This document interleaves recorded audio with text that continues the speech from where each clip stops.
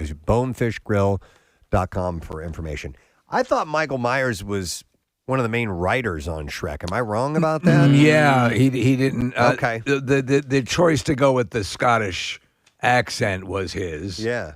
Then there were a few adjustments. I know that Eddie Murphy probably threw out a line or two. But yeah. No, I was just wondering. I thought it was, before I found out this information, I thought it was Michael's kind of baby. Yeah, no. But I guess not. He was just cast as Shrek. Talk about a moneymaker. I saw him. Man. There was the Sean Connery induction into the American Film Institute, Hall of Fame or whatever. And so he spoke because obviously he has Scottish ancestry as well. And he said that Connery was the impetus for making Shrek Scottish. Okay. All right. Yeah. Nice. All right, so I have some stories to get to. We're going to begin with this one.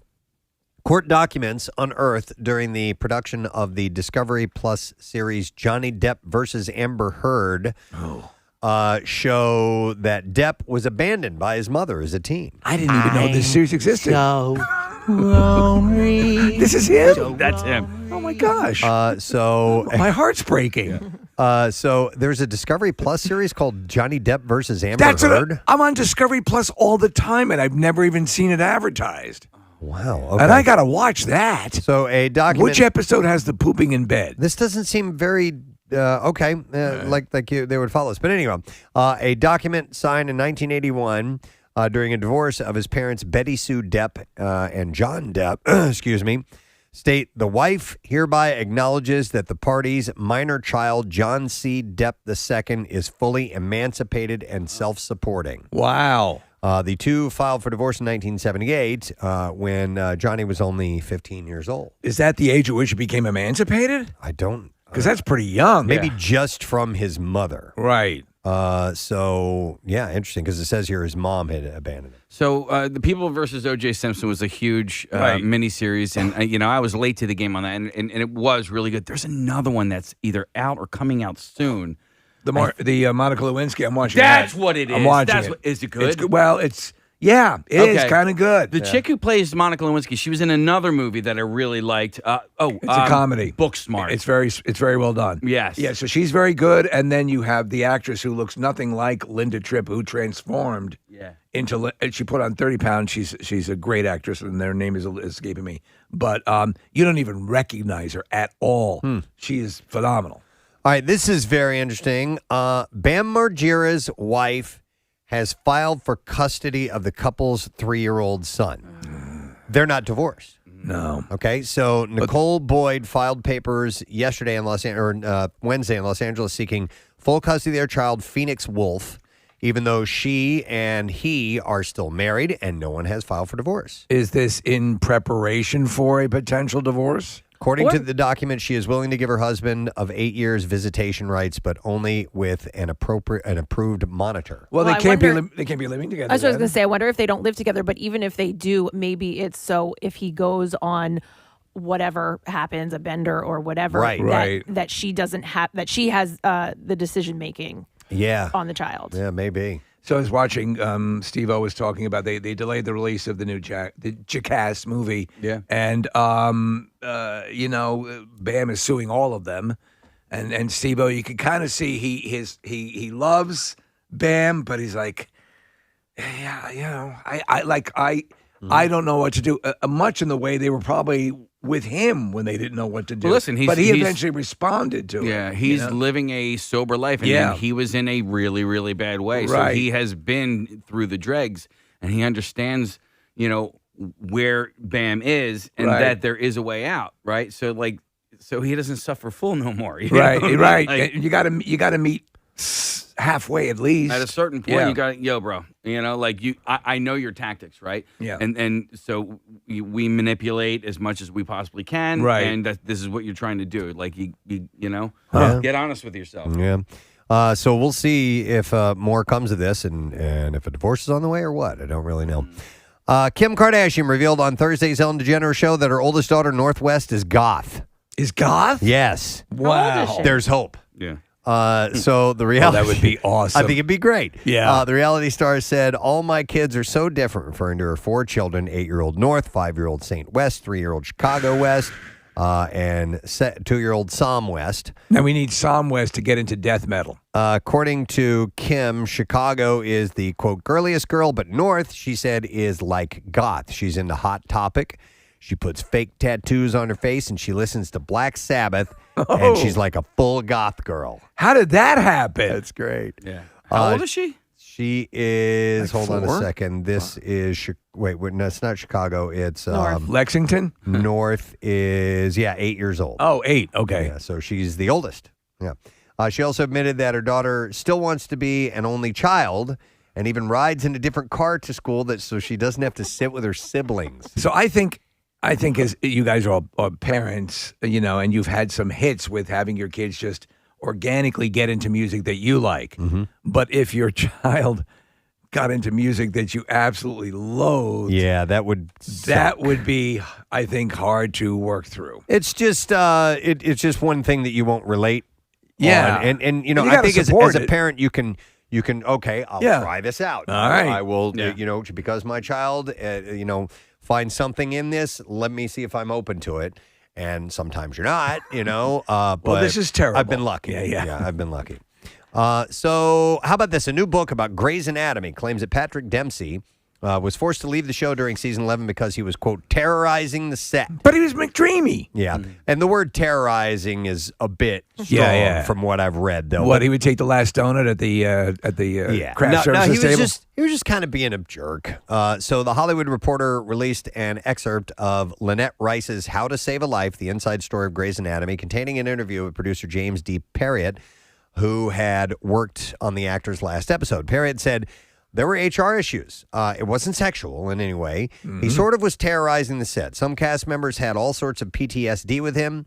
He had this hold on the set where he knew he could stop production and scare people. The network and studio came down, and we had sessions with him, and I think he was just done with the show. I'd read other excerpts that said he was kind of acting like a child. A little bit Like of a diva. He was just being a dick. He didn't want to be there anymore. He was tired of working on the show. He liked having a steady job and especially a high-profile one like this, but he just was not into the show anymore, and he was just kind of making everybody miserable. So what you do is you drum up something like, now it could be different degrees of truth to this. You have a book to sell, so you might amp it up. Now, I was reading that on the set. Other people thought he was really great. I don't know, but so when he left, there was McDreamy and McSteamy, right? Yes.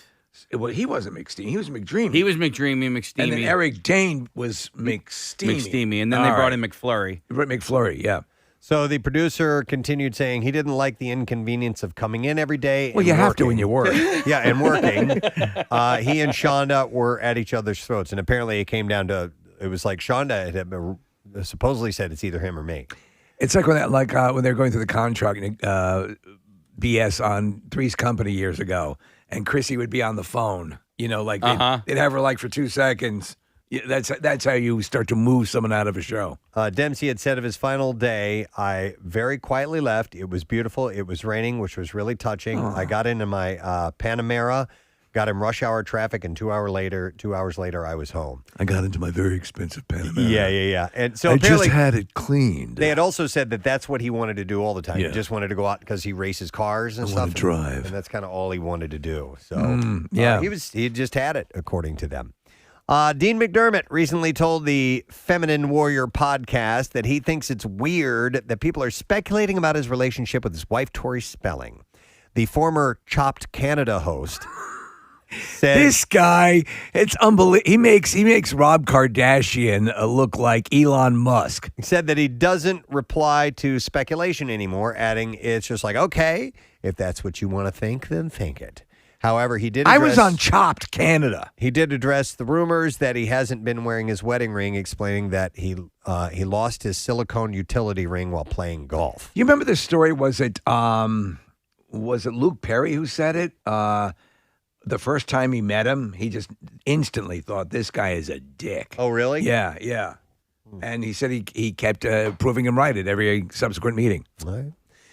Channing Tatum shared the first photo of himself and rumored girlfriend Zoe Kravitz on his Instagram story. So they're Insta-official. Yesterday, the picture showed himself alongside Kravitz, Alicia Keys, and Moses Sumney at a Met Gala after party. And he wrote, "This night, Nobody wanted to hot spit. Nobody wanted to trifle with us on the dance floor. With us on the dance floor, music and vibe was next level. Yeah, man. Yeah. So they may be that much 23 skidoo. Yeah. Sarah Hyland got her third COVID-19 vaccine on Wednesday. The Modern Family alum shared a video of herself getting the needle on her Instagram story, along with a caption saying, "Got my booster vaccine and my flu shot. Stay healthy and trust science, my friends." Yeah, she's immunocompromised, right? Very much so. Yeah, she's 30 years old. She qualifies for the vaccine because she has a chronic kidney condition called kidney dysplasia that has required 2 kidney transplants. Yes. And makes her more susceptible to severe COVID-19 illness. So, yeah, it's definitely in her best interest to get that done.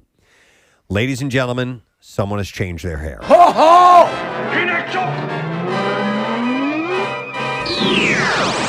These are the best stories. Khloe Kardashian is blonde again. Oh, Oh, my God. all of them. She must look like a Yeti now. Unnatural when they do the blonde hair. They look horrible. I agree. Yeah. It just doesn't work. It is not a natural blonde. Well, I want to wrap up with this story, but there's a local hair change story, too, that I'll bring up when we're done with this one. We'll stand Stay by the sound tuned. effect. Yeah. Get ready. Stay tuned. Wake up the kids. So the Good American founder captioned 2 new Instagram pictures on Thursday with, quote, "Blonde Coco is back." I just couldn't stay away. She also tagged colorist Tracy Cunningham, who shares images of the transformation on her own Instagram page. My colorist Tracy did all the work. I'm looking at this one, Kathy. It's kind of platinum-y Yeah. with kind of those whiter, really lighter tones. It doesn't look too bad. Am I turning you on? And it's got kind of some black or darker highlights in there. Yeah, so, it's not too bad, but it still doesn't look natural on her, especially with the dark eyebrows. It just doesn't work. Nothing looks natural, for Christ's sake. All right, local hair change story. Oh, here we go.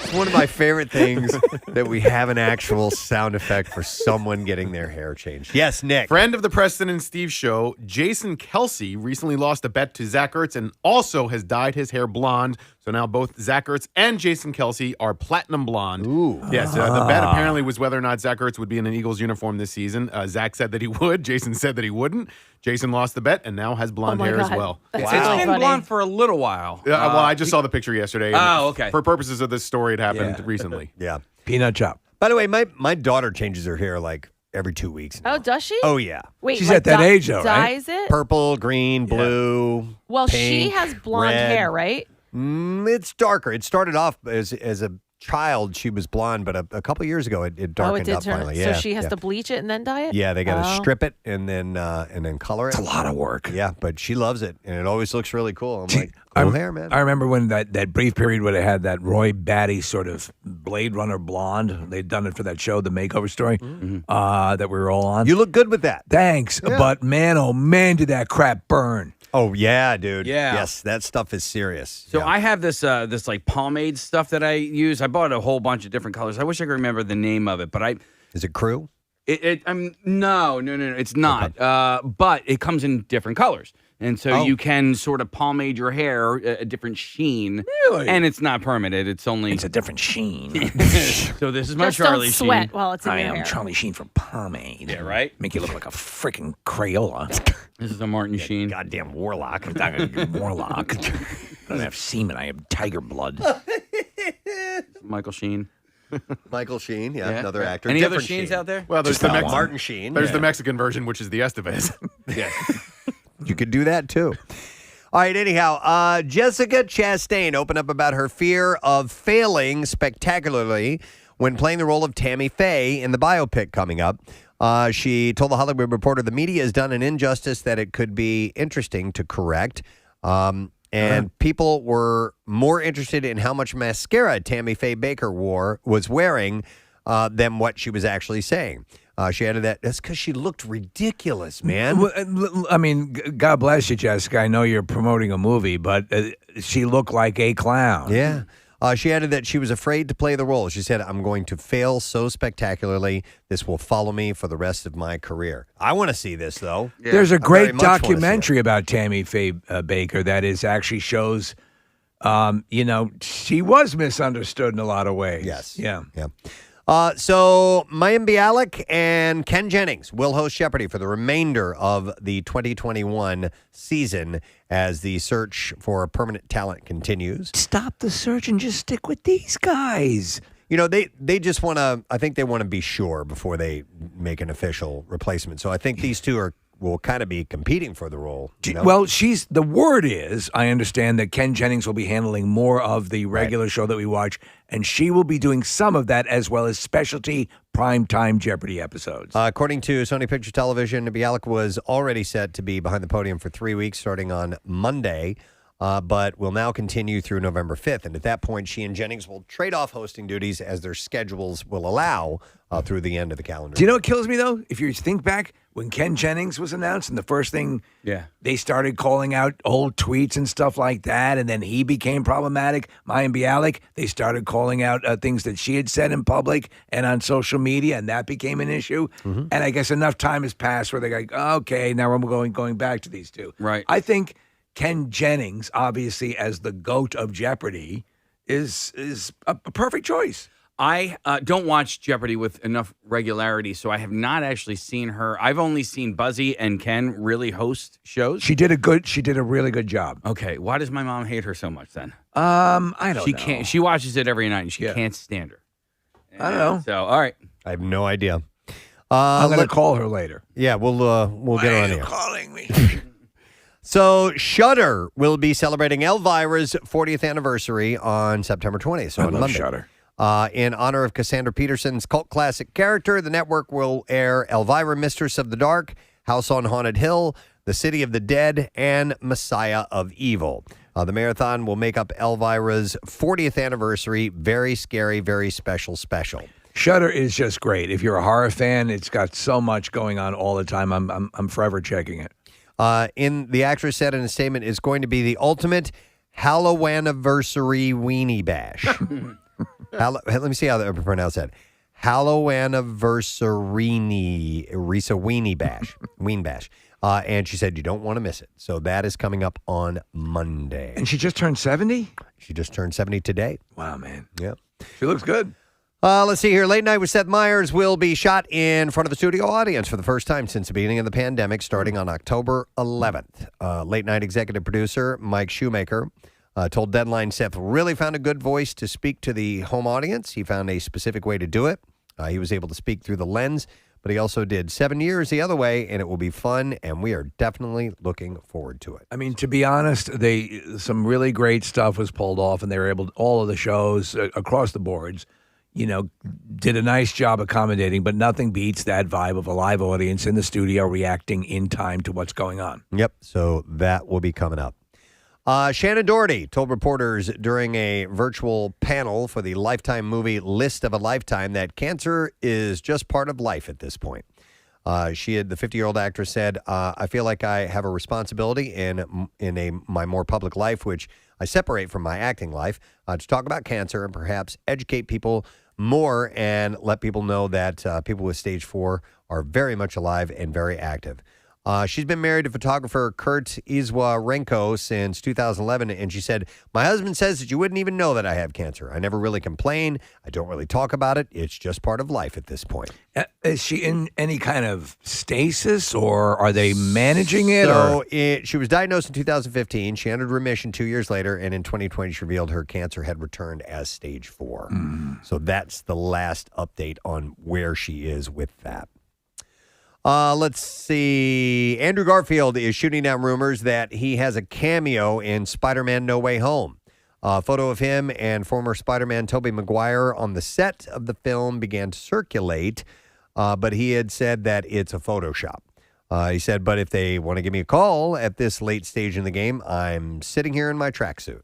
So he would be a part of it if they asked him to. Listen, I don't think what he did was horrible as Spider-Man. It's just not... it wasn't needed. Yeah, it wasn't needed. Yeah. It was a totally unnecessary reboot and right before the Marvel stuff, which has gotten so much better. Right. So, I mean, it was just, and it's too bad because Steve, he wasn't terrible at it, but neither one of those movies were great. And you're coming off of a really good, especially the first two with Tobey Maguire were fantastic. Yeah. It's going to be wild to have those multiverse things happening, though, where you're going to have, Michael Keaton as Batman popping up, and you're going to have, Willem Dafoe in this one. It's going to be crazy. Yep. And then one more quick story. Helen Mirren is diving headfirst into the wizarding world. I saw that, though, that wizarding. The wizarding world of Harry Potter. The Oscar-winning actress has been tapped to host a 4-part competition series called Harry Potter Hogwarts Tournament of Houses for Warner Media. Is this a trivia contest? Are they ripping us off? They're ripping us off. It's like us, yes. The previously announced series, which marks the 20th anniversary of the first film in the Harry Potter franchise, will air first on Cartoon Network and TBS before making its debut on HBO Max at a date to be determined. I like to consider the world of Harry Potter as real. Oh, yeah. I like to believe that there is a Hogwarts. I love all that magic and that whimsy and all of that stuff that the book, I never read the books, but the movies for me created such a wonderful world. It's like you want to believe Homer Simpson's alive. It is real. We just, as Muggles, we can't see it. That's it. We don't, absolutely, yes. We don't have the ability to do that. So she had said, I knew someday I'd get a Harry Potter role, and I'm so pleased to take part in the 20-year film celebration. The film's inspired such enchantment and wonder for so many of us, and it will be such a treat to reignite that magic for the countless fans who continue to revel in this spellbinding world.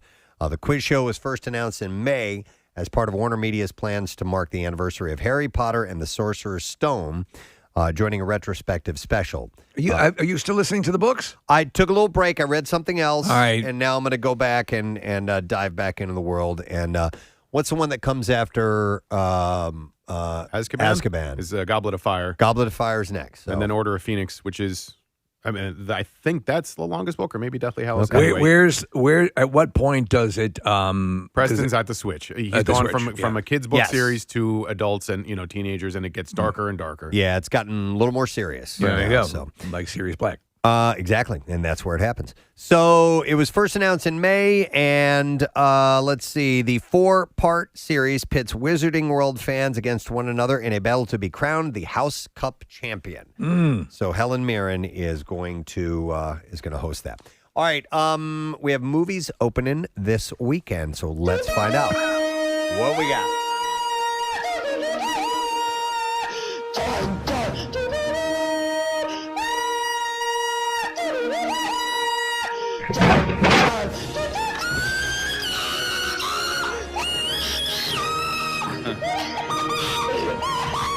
We're going to start with Cry Macho. It is a drama and Western, and it stars Clint Eastwood, Dwight Yoakam, and Eduardo Minette.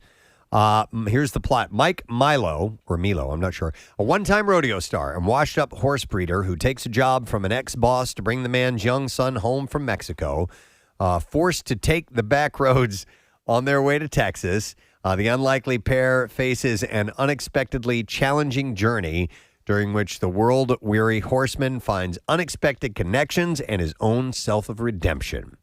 It's 2 hours and 1 minute long, rated PG-13. It is in wide theater release today. Rotten Tomatoes gives it a 53%. Why are you crying, Macho? No. I don't know. I can't move as fast as I used to. So that's one movie opening. Stop crying? The second one is The Eyes of Tammy Faye, which we were just talking about. Yes. It's a drama and a biography. Jessica Chastain, Andrew Garfield, and Cherry Jones star. Garfield is playing Spider-Man in this, by the way. Oh, wow. Yeah, okay, yeah. So I thought he would have a resurgence of that role at some point. It's an intimate look at the extraordinary rise, fall, and redemption of televangelist Tammy Faye Baker, who, with her husband, built the world's largest religious broadcast network, only to watch it crumble amidst controversy. 2 hours and 6 minutes long. It's PG-13. Limited theater release. Rotten Tomatoes scores it at 66%.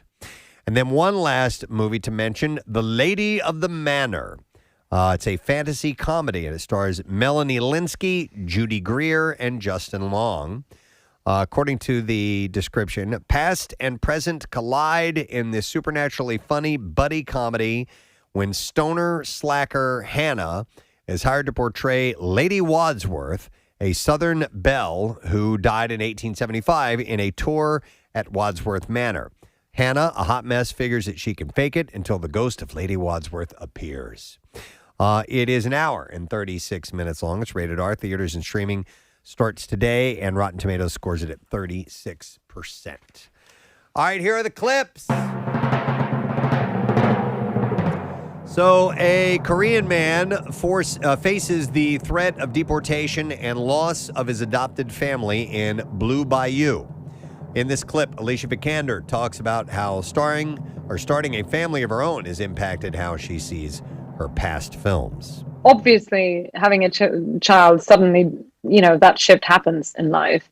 I don't normally go back and watch my own films. Obviously, the experience of shooting Blue Bayou had been different had I had a child at that point. Anyway, Blue Bayou premieres in theaters today. Here's the next clip. With the Eyes of Tammy Faye premiering today, producer and star Jessica Chastain discusses what it would be like to watch the movie with Tammy herself. Here we go. Well, first of all, I don't think I would have to ask her, because if I was sitting next to her in a movie theater, I think she'd be talking the whole time. It'd be like, oh, I love that outfit. Like, I think she would be like saying like, oh, that's a very pretty, yes, I love, okay, well, I didn't do that. Oh, yeah, okay, I could see why you did that. Like, I think she would just be, like, it'd be director's commentary nonstop, and I think she'd probably be crying. Really? Yeah. The Eyes of Tammy Faye is in theaters today. Yes, she would cry all the time. Well, Remember that? Catherine O'Hara did a parody when they were parodying her before all the controversy broke out, and so she was doing a commercial for it, like military grade mascara press. Yeah. Jan Hooks also did a great Tammy Faye on Saturday Night Live. Yeah, nice. All right, so that's our report for this Friday morning, September 17th. We are less than an hour away from your first shot at winning some $500 love from WMMR in the form of the MMR Money Clips. So 2 chances today with us alone, and then 5 more shots outside of that throughout the day here at MMR. Details at WMMR.com. But we'll give you plenty of advance notice that it's going to be happening. We'll come back in a moment, guests on the show and stuff to tell you about. Yeah, we'll get to all that. Be right back. Preston and Steve. 93.3 WMMR. Casey, there was something you wanted to show us? Well, I have a couple of things. I have another audio thing, something I had told you about off the air, and then I got this thing that I learned about yesterday. So I want everybody to take your iPhones out real quick and pull up an iTunes. Now take your tops off. Pull up an iTunes? Pull up your iTunes. Pick out any song on your iTunes. I don't care which song it is. I haven't used iTunes. I had to in a delete while. my iTunes. No. Really? Why? Storage concerns on my phone. I moved it all. Well, we don't need to hear about it on air. Gotcha. It's a porn thing. Yeah, way too much porn on my phone. Pull up anything you're saying? Anything, and also take your headphones off real quick. Well, just in a second, you're gonna have to take your headphones off. Okay. Does it matter what song I choose? No, it does not matter. Song? Whatever song you want to hear. Well, now I got to go through and find a song I want to Took the hear. first one that came up. All right, I got one. All right, you got one? All right, so take your headphones off. Yeah. All right. Yeah. All right, now press play on your iTunes and stick the speaker part of your iPhone in your mouth like this. Okay. And close your lips over it. What the hell is going on? Seriously. And we're all doing this at the same All time? do it at the same time. Everybody press play. All right, all the way. No. All right, now cover your ears, both your ears. I refuse to do this. Well, you can't hear it? Yeah, I can hear it. Yeah. Okay. It's like bone phones, earphones. Kathy, why are you not doing it? It won't fit in my mouth. Yes, Oh, it Jesus. will. Oh, my God, yes, it will. Say that again, real. Say that again. Okay, so I see what you're saying. You can hear it a little bit more. I could hear it even without putting my hands over my ears. Oh, really? Yeah. So what is if you're driving, is there a way to listen to it without having the phone in your mouth? Right. It's like bone induction. Yeah. That's what it's called. Bone induction speakers. We have a couple of the earphones my wife uses when she swims. Yeah, well, She how much loves did them. those cost? This is for free, You can just bro. stick her phone in her mouth and look like plug an up your imbecile. ears.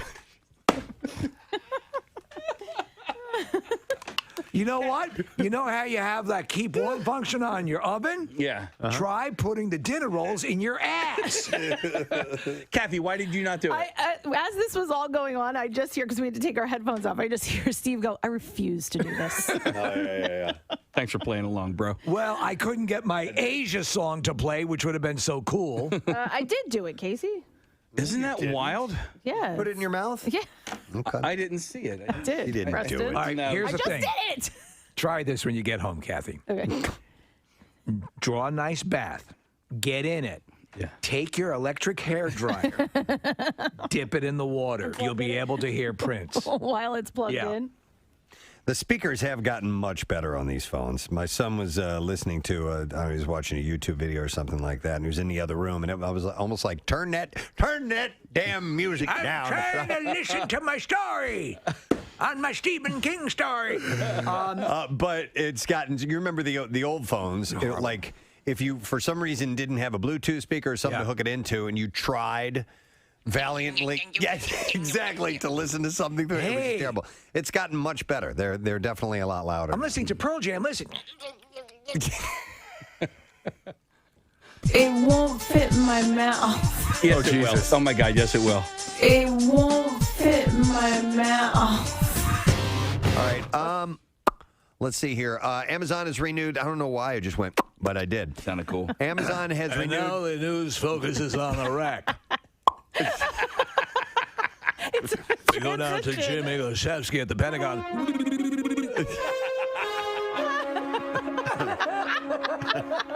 I'm trying to throw it back to you, Tom, but I can't do a chicken fart. Having a hard time today. Chicken fart.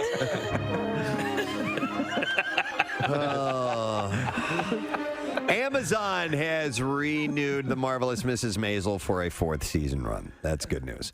The show, which has won multiple Emmys and Golden Globes, just received 2 more Golden Globes nominations for Best Television Series and Best Actress for Rachel Brosnahan. I'm watching season 3 right now, and it really is. It's a great show, but it's tiring watching that show, the amount of dialogue that they jam in. It's rapid fire. It's so rapid fire. And It's like an Aaron Sorkin. Yeah, exactly. Yeah. She speaks so quickly. Oh, my God. And I will miss stuff. I do have to back it up from time to time just to catch all the dialogue. It's great. It's done in that sort of period piece dialogue delivery way. Yeah. Yep, exactly. So, Black Christmas opens this weekend. It's a horror film directed by Sophia Takal. I love Christmas horror movies. It stars Imogen Poots, Carrie Elways, Brittany O'Grady, Lily Donghue, and Elise Shannon.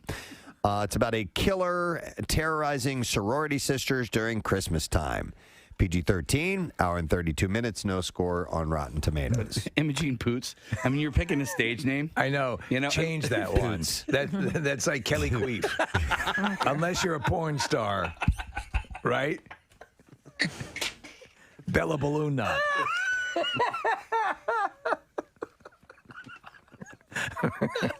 I thought the same thing, Case. Imogen Poots. Okay, we're going to sit down here for a second. We've got a whole bunch of names that we can pick. Yeah. It's a real name. I narrowed it down to 5. Well, then change it. Yeah, there are stage names available. It says here your name is Poop Dribble. Oh, my God, Casey. Her middle name is Gay. No! Yeah. Jean Gay Poots. Uh-huh. Wow. Dude, what is wrong with her parents? Nick, has she been in anything? Pull up her She has striking blue eyes, according to IMDb. Well, was she in the... Oh, yeah.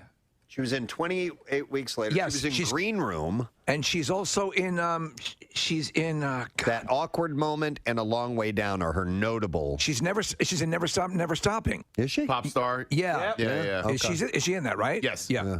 She's got beautiful eyes. Imogen Gay Poots. Yeah. Imogen Poots. She pootsed. She's beautiful. Yeah, we just pulled up a photo of her, and she stars in Black Christmas.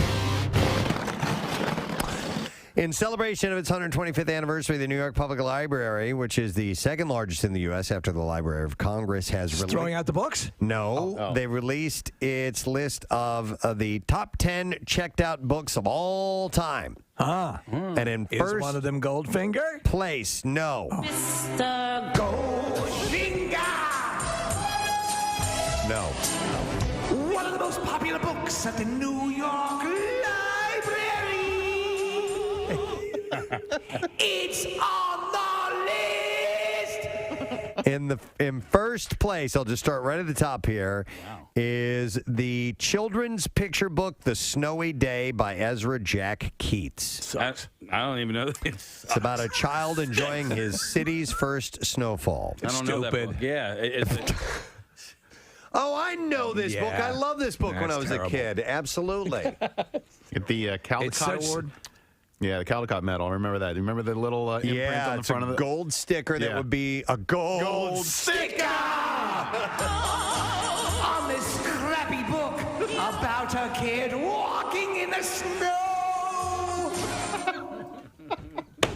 Gold sticker. It's not. It is on the list? Yeah. It's on the list. It's number 1 on the list. Number 1. So, I think, you'd find that on Where the Wild Things Are and maybe The Hungry Caterpillar, those classic ones. Another book, Dr. Seuss's The Cat in the Hat, was in second place. Okay. Were you a Seuss fan as a kid? Oh, yeah. Very much so. And in fact, I've been going through a cleaning out process at our house, and Great purge. I found we found way too many books that we need to get rid of, and so I did, and I donated them to the Laurel House thrift shop that raises money for the Laurel House. But we kept all of our Dr. Seuss books. And I had to stop and flip through Go Dog Go, and I had to look through the birthday book, and Two Girls in a Cup. 2 Girls in a Cup. It was the most wonderful cup it was. There are a lot of Dr. Seuss books, right? Yeah. I mean, I see two girls in a cup. Dozens. I say to you, girls, can you tell me what's up? I'll tell you what's up. Just look in the cup. You'll know After watching that, you won't be able to sup. It's full of throw up. And upchuck. Okay. It's full of throw up. Come on, man. Maybe you want to consider the shortest commercial flight in the world. Really? Yes. How long would you guys think the shortest commercial flight in the world is? I'm going to say, because I've been on some super short ones, 20 minutes. I'm going to say 6 minutes. Okay. Anybody else? That's probably a good guess. The shortest one I ever did was Philly to JFK, and it was part of an international flight. So we started in Philly, went to JFK, picked up a whole bunch more people, and then went from JFK on. And how long was that? That was like 20. Yeah, I've done that flight before. Yeah. We stayed on the same plane. It was a 747. And most of the passengers they picked up were in New York, but that was just our flight. That's what Annabelle does. Yes. Anybody else? Shortest I have flight. no guess. All right, you have no guess. I think it's got to be about, because by the time you take off and you land, I'm going to say 15 minutes. Okay. Shortest flight in the world is 90 seconds. 90 seconds. Come on. Stop it. Wow. Tucked away in the Northern Isles of Scotland, Scottish regional airline Loganair operates the 1.7-mile flight between islands Westray and Papa Westray.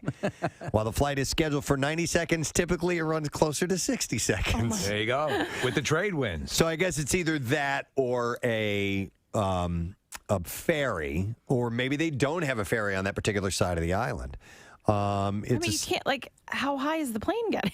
It's essentially, for the people who live there, but it's a legitimate flight that is necessary. They carry teachers and students and visiting. In 10 seconds, we're going to turn off the seatbelt sign. Out of the cabin. Then in 15 seconds after that, I'll put it back on. Ask you to return to your seat. Tourists and welcome aboard Flight 414. Thank you for flying Flight 414. and island residents traveling to and from mainland Orkney for a range of appointments. I would have stewardess is going to turn on the hose and begin in-flight beverage service. Open your mouth. If I regularly did that flight, I would have to try and hold my breath for the duration. Yeah, see if you can make it. Yeah. It's kind of like whenever I go through the Lehigh Tunnel, I'm like, all right, I got to hold my breath. You know what? Next time you do that, sing the last line of Happy Birthday and see if you can hold it the whole way through. It's also Maude Adams' birthday today, Steve. You know her. Yes, she's been in 2 Bond movies. Only one actress to play a Bond girl twice. Yeah. 2 different Bond girls? Two different Bond girls. Okay. She's in The Man with the Golden Gun, and she's Octopussy. She has 8 vaginas. Why didn't they just say that? I don't know where to begin. Does anyone have a bookmark? I don't want to hit the same ones again. If anybody could handle 8 vaginas. I'm good, but I'm not that good. I tapped out after number 6. Q, why don't you get in on this? Everybody, 007. When she queefs, it must sound like the mothership in Close Encounters. Bah, bum, bah. Right, Kathy? Yeah. Yeah, right? It must sound like the Boston Pops, right, Preston? Think about it. That's the Tijuana Brass. Did I say that correctly? Bon matin. Bon matin. Bon matin. It'd be like having Sebastian Letour lying next to you in bed. It's like bonjour is good day. Bon matin. Bon I matin. have a owner. Good morning. You see my owner? I wake up with an owner. Every morning I wake up with an owner. Buenos dias, obviously is Spanish. Guten Morgen. I said good morgen a moment ago. It's Guten Morgen. It's German. Bon matin. Matin. Matin. Matin. Bon matin. Wake up, Preston. It's time to get in to do your radio show and entertain the people of the Shire. Gandalf in the morning. I love that. I like the Italian one. Buongiorno. Hey. That's a good one. In Farsi, it's, I don't even know how you'd pronounce that. It's S-O-B-H Beker. How do you say this, Steve? Yeah. So, Becker? So Beker. Yeah. So Beker to Yeah. you. So there you go. We've welcomed many people to a new day. Or pissed them off for mispronouncing. That we probably Yes. really did. So there you go. And I apologize for that. Hey, there's a new Daily Rush video. I mentioned this yesterday a little bit later in the show, but it is TJ Miller. And our interview with him. A lot of fun. The description says, last time TJ was on, Preston had to pee so bad, and this time TJ's got to go. We had reminded him of that story, and he said he had to pee and leave. So you can follow WMMR on Instagram, by the way, and we'll deliver your Daily Rush video right to your feed every time we have them. Don't cost nothing. Easy way to do it. And it's sponsored by Xfinity's Gig Speed Internet. And you can learn more at xfinity.com. Do you have something caught in your meat tooth there, Case? No, it's my fruit tooth now. Oh, okay. I took a bite of an apple. He is vigorously flossing here. Is that why you threw that in the trash can? We heard Yes, clunk. because it went in there and I don't know where it is. I can't get it out. Like, Casey's using his old toothpick floss thingy. You didn't get it? No, it's like I can't even get. Oh, I think I might have moved it. I don't even know where it is. Slosh some water around in your mouth. How about some coffee? Coffee will work too. Yeah, any kind of liquid will do. That's what they recommend. Use Tiger Gargle Blood. with coffee. Mm-hmm. So he's doing. Let's watch and see. Anything? Do we have success? No. All right, we'll keep at it. It is insanely annoying when you get something stuck in your teeth, and it will, and especially if I'm like driving and I don't have anything, I can't have no access to floss or toothpick or anything like that, and you're like, I'm going to have to be the next 30 minutes. I'm going to be dealing with this. And it keeps you distracted. However, my greatest joy is when I get home and use my water pick to dislodge it, and then it's joyous. I told you I won't eat specific foods because they get stuck in my teeth, and I just can't deal with it if I'm not at home. I don't doubt it. This has never happened before with an apple for me. All right, well, we'll talk about this later because we'll get to the connoisseur at some point. Right now, I got to clean out the junk drawer, and I want to do that with you guys. So here we go. All right, let me go elbow deep into the drawer here. All right, this is pretty cool. Now, the Phils had a great game last night. Crazy comeback. Yes, amazing. But Wednesday's game had a really cool thing happen. I don't know if you guys saw the video. This 10-year-old kid. Oh, yeah. He's catching a lot of attention. In fact, I saw him on ABC National News this morning. Oh, really? Yes. So a foul ball was hit down third base line, and this kid, Aaron Presley is his name, which is cool because Aaron is Elvis Presley's middle name, Elvis Aaron Presley, and I thought that was cool. That's right, man. Thanks. He's 10 years old. He was sitting with his dad. And he said, I was following the ball. I see it hit the ground, and I went to go grab it. It was so exciting. And as he was celebrating, he noticed there was a little girl crying. Okay. He said, I look over and I see the girl. She's crying. Her name was 7-year-old Emma Brady. And so he went over and he gave her the baseball. Oh, my God. It was so sweet. Now, I found out the reason she was crying was not because she didn't get the ball. It's because she fell down on her leg and it hurt. And so she hurt herself. Well, didn't he push her down trying to grab the ball? No. So he said, Aaron handed her the baseball. He said, it just didn't feel right having the ball and knowing that somebody's crying. So I just had to give it to her. Emma's dad said he came right over, no hesitation. He saw her for a moment without even thinking. He just turned and handed her the ball, and it was the sweetest thing. And I love this. So on this interview I saw this morning, Aaron was repeating this phrase. He said, I just wanted to be nice. And he goes on and he tells her, he goes, be nice to people because not a lot of people in this world are nice. And so he's kind of pushing this message saying, if you can be nice, just be nice. How old is he? He's 10. It does not give you hope for the future. Absolutely. If there are kids like that out there. Absolutely. Well, and the whole videos, the girl's mom, she is like, looks like she's overwhelmed, but She's like, thank oh you. You don't have to do goodness. that. And then I guess his dad or whoever he's with, like you can see, it just was like a great moment. Everyone was happy at the end. Don't focus in on the little girl who pretended she was hurt to get the ball. Yeah. What you do is, no, it's a beautiful story. It's wonderful. So the Phillies found Aaron later on. They gave him another baseball. And he didn't a know what to contract. get. And then Emma's family also bought him a gift certificate to pick up some Phillies gear for his next night at the park, which is really cool. But he said, I'll probably bring my glove next time that he goes to the game. When you would go, would you bring your glove when you were a kid? Sometimes, yeah. I still do. Yeah, I still do. Yeah, I did that. Absolutely. The last 2 games I went to, I was in the 400 level in July, and I brought my glove. And then I brought my glove. I was in left field last time. All right, question. But every time. Do you wear it? Yes. When play is going on, yeah. How do you eat your hot dogs? Yeah. The other hand, I guess, right? Yeah, you have 2 hands. Yeah. But no, you eat hot dogs in between innings. Okay. Yeah. Okay. How do you know forehand. Yeah. So I thought that was really sweet. And he also mentioned on this, on the thing I saw this morning, he's like, he was like, Philly gets a bad rap. Yeah. And he goes, and it's not true. And so he wanted to kind of cover that whole, perception. Well, of that's the a cool city. kid, and kudos to his dad. So I thought that was cool. So nice job there, bud. You did it. You did a good thing, Aaron Presley. So I thought that was cool. Now I have something that kind of ties into that in the junk drawer. Let me see. I left it. Okay. Here it is. Do you guys like it when I pretend and do that? No? To me, it's theater. Wait, if you had you were something pretending? if you had like a mousetrap in there or something, that would really sell it, wouldn't it? Right. No, because all the mouse traps you keep in your junk drawer. And you keep them ready to trigger. All right, so this is according to a website, bookies.com. I'm on it all the time. Which NFL fans are the rowdiest? Oh, they keep coming up with this thing, and okay, so who's the rowdiest? I'll read the description. It says, when it comes to getting wild and making noise, NFL fans know how to make their presence felt during games. Whether it's chanting, booing, yelling, or general misbehaving, football fans are among the wildest in all of sports.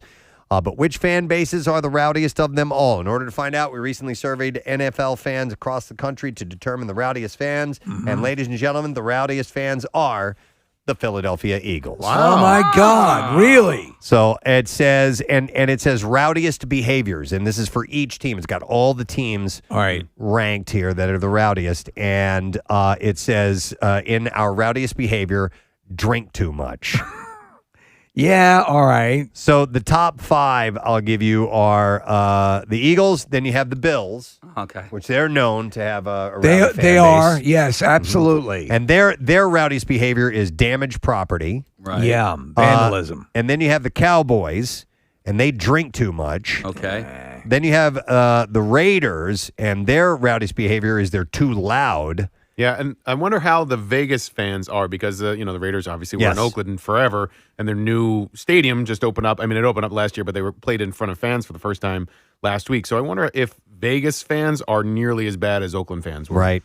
And then you have, after Pittsburgh, it's, Pittsburgh is 5, and they're too loud. And then the Patriots and the Bears and the Green Bay Packers and so on. So, So am I correct in saying they're saying the rowdiest of the rowdy are the Philadelphia fans? Yes. Okay. I listen. Number one. I don't think rowdy is an insult. I like the term rowdy, Right. like the worst fans, and Like Roddy Piper.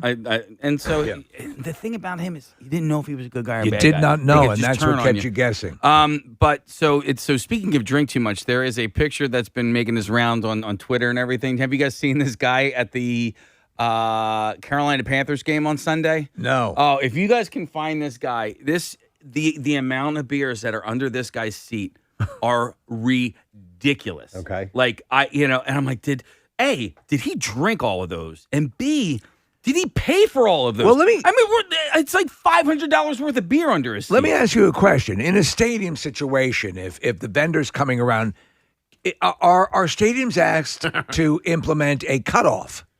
In other words, the way a bartender rated a bar. Casey, we're looking at this. It's about a case of beer underneath there. Yeah, easily a case. And those are the aluminum bottles, which I think might be bigger than 12 ounces. Yeah, I'm I think they're sure. 16 ounces. Yeah. Case, have you ever used the text to the stadium option that they have now for rowdy fans? For fans that are getting out of control? No, but I came close to it this summer because I went to a Phils game. It was Phils Yankees, and there were really obnoxious Phils fans behind my right, and really obnoxious Yankees fans back and to the left, and other people texted, and enough people did that security came down and said, "Gentlemen, we're getting several reports from you guys." And really? Yeah, and they stopped it, but it was the woman security guard who came down handled it perfectly, and she addressed it seriously. Yeah, she's like, "Don't mess this up again, or you're gone." So this adds a level of protection and anonymity. Absolutely, correct? yeah. All right. Yeah, and when you get several of them, you know that it's serious. I'm sure people could prank or be, maybe too too lightweight about it or whatever, but these people were getting texted repeatedly. Huh. Yeah. Well, that's pretty cool. Unless she walks away and goes, "Thank you for calling, sir." I went to one Phil's game this summer, and I did see an usher speak to a group of guys. They were getting loud. They weren't getting out of hand at all, right? But they were speaking directly to the players. And the usher came over and said, "Guys, you need to stop doing that." Because it was distracting, and they were talking to the Phils, actually. Yeah. You don't want to do that. And they were being encouraging and so Right. on, but they were directly saying the names of the guys and so on. She was like, "Could you please not do that?" Right. Because they are working. And did they respond? Yeah, they were like, "Yeah, it's all right," so it was no big deal. We were having a good time. Yeah. That's interesting. Is that why you only get seats behind home plate now? That's why. It's the only place I'll sit, man. Shake Shack burgers for free. It's amazing. Yeah, it was, but I think they were just being respectful. So, or the usher was. Yeah. I think if you're a zealous nature, which is totally fine, in a sporting event starts to impact the enjoyment of people around you, that's when it's the issue, right? Yeah. I listen, I've been to enough Eagles games and I've seen enough interactions that I shake my head and if anybody disagrees with me, we're just going to have to agree to disagree. Yeah. But you should be allowed and should be able to wear an opposing team's jersey or shirt in somebody else's stadium. Just understand that some ribbing and rousing and razzing might happen, and I'm okay with the ribbing and razzing because it's it's to me it's an act, right? It's like a wrestling. It's like, all right, we're gonna play this part, and we're gonna play the part of enemies, But once you go over that line and you start getting overly insulting. And then you get you start throwing things at people. Well, didn't you have a foam rubber hat torn off your head at a Devils? Yes. Oh, it was playoffs. Yeah, it was playoffs in Jersey. Yeah, Playoffs are different though. There's ripped off my head and ripped to shreds. There's a shirt I want to get. Actually, it's from The Onion. The parody. Yeah. And it says, and I'm gonna get it. It says, "My regional sports team is superior to your regional sports team."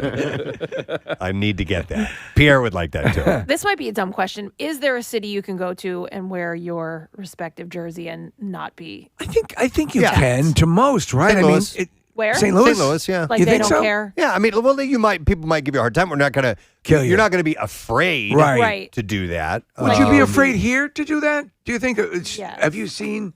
I see people all the time, and I Wearing, would say wearing opposing stuff. more often than not, They get it's a fine. little razzing, right? It gets a little razzing, and more often than not, it's innocent enough. Right. But I have seen things where, I saw a guy in the Eli Manning jersey getting a beer thrown at him. I'm like, come on, man. No.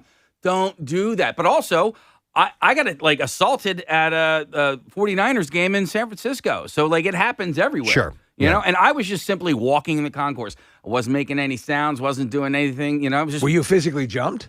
I was physically pushed from behind, and then whoever pushed me took off. Right. It's just a dick. It's just a dick. I mean, there are some people that for whatever reason it's a personal Where's attack. that dick now? It's a personal attack on them. Casey, what are the worst Eagles games to go to for fan behavior? Like Cowboys game, anything? No. Like Monday night game, Sunday afternoon game, 4 o'clock. Definitely anything after a 1 o'clock game, a 4 o'clock game, and any night game. Okay. Any game where people have more time to drink before they enter the stadium. Is the worst. Mm-hmm. Yep. All right. Well, anyhow, this is according to bookies.com. The Eagles have the rowdiest fans in the country. Of course. There you go. Let me see what else. Ow, I got a paper cut there. Reaching in there. I don't know what it was. That's theater of the mind, man. So let's It's see. like stigmata. This is interesting. Human colonies on Mars can and possibly will be built someday using actual blood, sweat, and tears from the astronauts who build them. This is according to science. They're not going to use the poop? At the University of Manchester. No. That's Adobe. They use that for growing the potatoes in. Yeah, which it's is like what in The Matt Martian. Damon did in The Martian. So they said they've come up with a bloody brilliant way to solve the expansive challenge of sending building materials to Mars. So How is it brilliant if you're draining the life fluids out of people to build your structures? Oh, this is blood, sweat, and tears. Yeah. You got no. You need entertainment when you're there. Yes, you do. Water is scarce on Mars, and it cost $2 million to send a single brick to the red planet, according to estimates. But astronauts can simply make their own concrete on site using Martian dust and their own blood, according to findings published this month in the Journal of Materials Today Bio. And it's not a theoretical thing. According to the study, scientists have already made a concrete-like substance called astrocrete using human blood and synthetic regolith, which is the scientific term for soil on Mars and the moon. This house is coming along great. But that's literally what they'll do. They will have to essentially donate their blood while they're there to make bricks. Hey, we need an extra bedroom. Okay, I'll be right back. Next time we get Neil deGrasse Tyson on, I want to ask him what the best movie for representation of science in space is, because he trashes Armageddon, rightfully so, for being like the worst as for representing anybody going into space. But I wonder how accurate The Martian is or could be. I'll bet it's pretty damn close. I think so too. The only thing that I've read that they had issue with that is that the storms that they portray on there are not to that level. Like a typhoon or like a hurricane. Like a cyclone or Right. anything like that. That they don't get that intense because the atmosphere is not thick enough to create that kind of.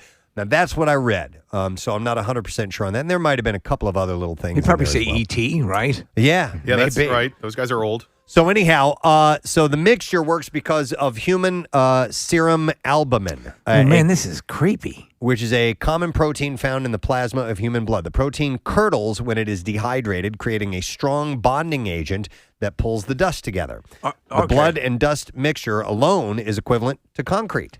But researchers say it becomes even stronger when human urea is added to the mix. Piss. Yeah, this golden touch, which is urea that comes from sweat, tears, and urine, increases the strength of astrocrete by 300%. Mission control, permission to piss bricks. The astrocrete crete itself is a dull shade of brown, but it can be shaped into any form, can be used in 3D printing as well. Astrocrete 2000. Right? Nice.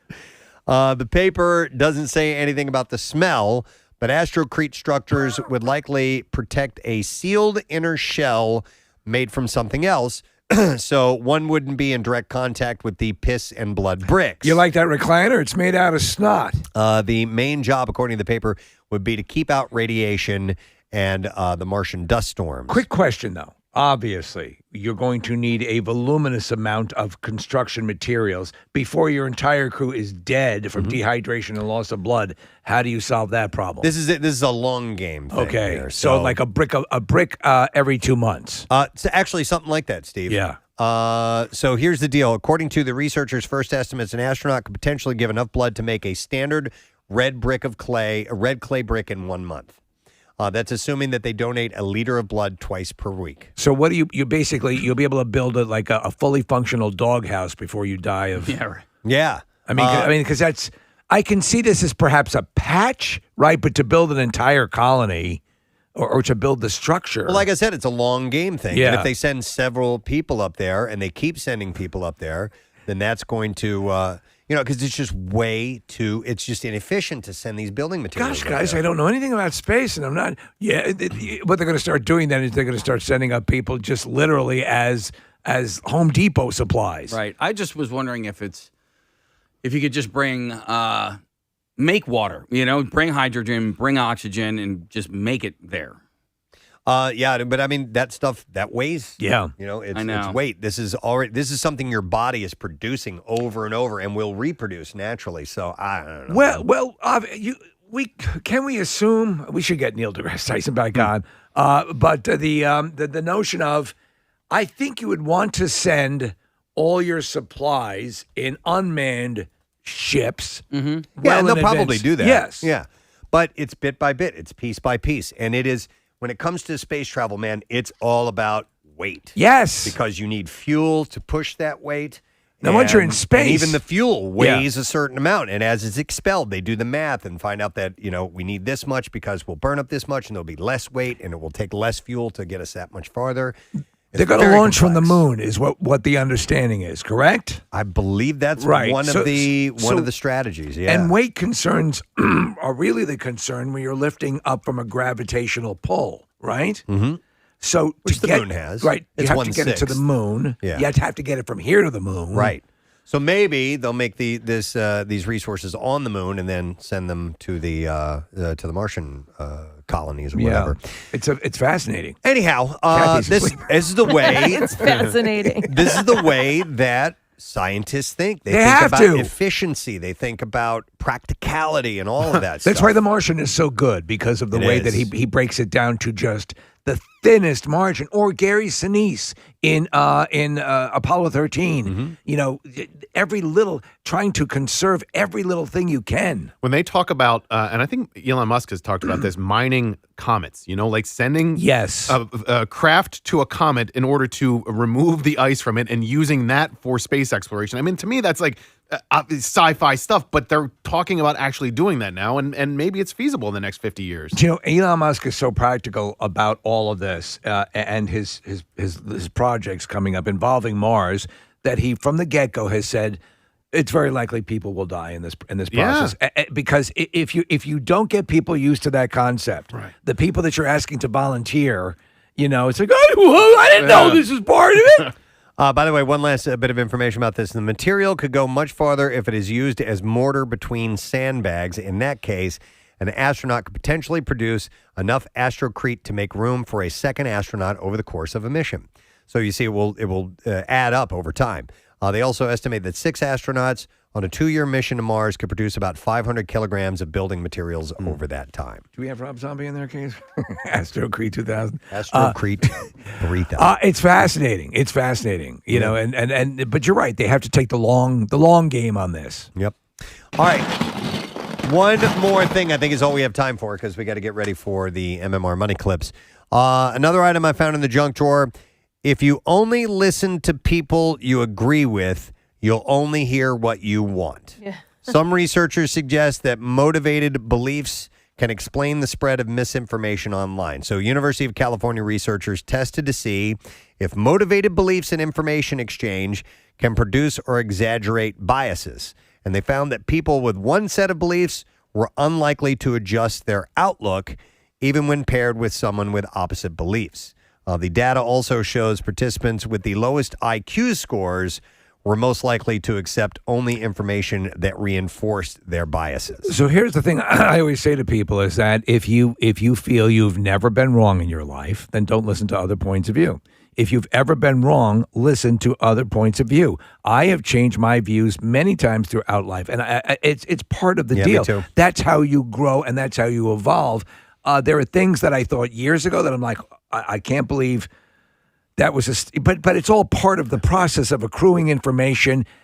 I do want all the information presented to me and allow me to decide what I want to agree with or not agree with. Even that is hard, man. I went to Google News the other day, and there was a news story that it probably was polarizing, and there were 5 different headlines, and there was so much written into each headline that skewed the perspective on every different story. It's amazing. It's Isn't amazing. it amazing? And so depending on what your viewpoint was and where your predetermined viewpoint was, You're being catered to. And whatever one you clicked on, well, then the algorithm kicks in next time you go to that site. It's just I want messed I up. want this story, but I want to present it this way. Exactly, which makes it really difficult. I have but that's why it's kind of on you. It's you on you. People can sit there and blame and say it's the media's fault. No. You have to do. Exactly. So, but it says here the people with the lowest IQs were most likely to accept only information that reinforced their biases. It's the stupid people. But you know what? What happens is a lot of times, you right then and there, it's up to you to check all of the sources, to do the due diligence, to examine things, to weigh things, to work on your assessment of the information. Don't rush to judgment and take the time to do that. And then you'll feel better about investing the time in your decision and how you feel about things. And you also need to search out as best you can the least biased alternate sources. And you know which ones. You know which ones are biased. You know which ones swing way right or way left. And try to find the ones that are, and there are some out there that stay more down the middle, and try to go that way. And you can maybe make a more informed decision. There are people who may be saying what I agree with, but a lot of times I just don't like the way they're saying it. Right. Oh, yeah. And I think that the potential for that to skew how I'm receiving the information will preclude me from listening to their take on it. But I know just from my own experience that even if I believe something that was then proven wrong, I don't like being wrong. Do you know what I mean? Well, Being wrong hurts a little bit. Yeah. For sure. If you've believed something for a long time and you're proven wrong, it stings. Yeah. You feel a little stupid. Mm-hmm. So I understand that. I have But with age, I think, I'm sorry to interrupt. No, Steve, you're absolutely right. But with age, when you can come to terms with, I was wrong. If you can come to terms with that, I think it makes a It's better liberating. a better existence. It's liberating. And it is liberating, yes. And read beyond the headlines. Don't just read the headlines. For sure. Take a little bit of time. Oh my God! Please do not accrue all of your information off social media. Please. Headlines. Yes, we beg of you. We absolutely beg of you. All right, I'm going to end on that because we're running out of time. So thank you for letting me clean out the drawer of junk. The drawer of drunk, I almost said. Man, you are hoarding booze. When we get back, we're going to get into the V-File stories, and we'll have your first chance at winning $500 MMR's Money Clip. Stay with us. We'll be right back. Preston and Steve on 93. Okay. That was the song from that movie, When Octopus Queefs. Great Bond song. Pussy queefs. Ba-da-da-da-da. Sung by Sheena Easton. Really? Octopus She must have been a kid. Maud Adams is 70, Happy birthday. 75 today. Happy birthday to Octopussy.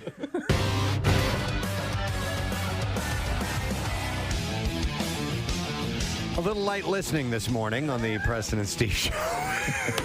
That's actually the new theme to 60 Minutes. With Disturbed, and I just hear, no longer be your whore. All righty then. Mike Schmidt, Hall of Famer, baseball player, and just a god in this town, was in our studio one time, and the song that we were playing was, as we were getting ready to introduce him, was Godsmack, the song Crying Like a Bitch. And it's just like, crying like a bitch! Just screaming, and I look over at Mike Schmidt, who's just sitting there with his headphones on. Where the hell am I? And now we're playing Disturbed with the screaming, and I look over and Terry Crews is sitting right there with his headphones on, just pretending like he's having a good time. No, I really liked it. Longer be your whore. Yeah, now I was getting into it, man. Let's welcome Terry Crews. How you doing, I was into it. I'm ready to do do another workout. Did you already get one in this morning? Got one Of in. course, Wow, man. of course. Yeah, I love it. Terry, we were laughing this morning because you posted a picture of you on your Twitter page, Preston and I, and someone had said that you resembled a chewed up Tootsie Roll. Yes. And That was so funny. You posted the picture, and it was just hilarious. Well, they said now that they put it down that they couldn't unsee it. And then what was weird is I couldn't unsee it either. I was like, all right, that looks just like me. A chewed up Tootsie Roll. I'm trying to tell you. And it looks like, if you haven't seen the picture yet, it looks like if you were in the Star Wars movie where they froze Han Solo. Carbonite. If you were to freeze Terry Crews in carbonite. Oh my God. So we were thinking it's safe to say you are in the pantheon of favorite guests we've ever had on the show. Constantly referred to, and the career just keeps going along. Obviously, your AGT now is a big thing. Yes. I'll be honest, I was never that much into the AGT thing, but your zeal. Your excitement for it is so infectious. And now we've known people like John Dorenbos and other people who've gone through the system. And it is, you'll see some wild stuff on that show. So through you curated it, and I'm like, okay, I'll jump back in and check it out. So I watch it. What draws you to that show? What do you? Because you are clearly exhilarated by it. This is the thing. First of all, when you look at what entertainment is. The 18 to 35-year-olds have gotten too much clout. I'll be honest with you. You're like, okay, man, there's a big world. Yeah. And, the 18 to 35, that's it. They determine what's hot, what's not. And you're like, no, not at all. If you had a family, you understand that your kids, the ones under 18 are the ones that's determining everything. And then the ones over 35 are the ones that's paying for everything. So I said, I have to serve all of them. And that is what I was determined to do. I started hosting a few years back when I was hosting Who Wants to Be a Millionaire. This is the deal, too, because it really, really satisfies me because I do not, when I perform now on movies and TV, I have no audience. There's nothing. And I need the adrenaline that comes from when I was in the NFL. It's really replaced by AGT. The crowd noise, the energy, the fact that anything can happen when it's live, man. You get to go live. No, it's live. Look, I get the keys to NBC for 2 hours, and they're like, "Look, bring it back in one piece. Don't break it. Don't dent it. And watch out when you're backing up with it. You know what I mean? And basically, you got to bring it back in the same condition or better.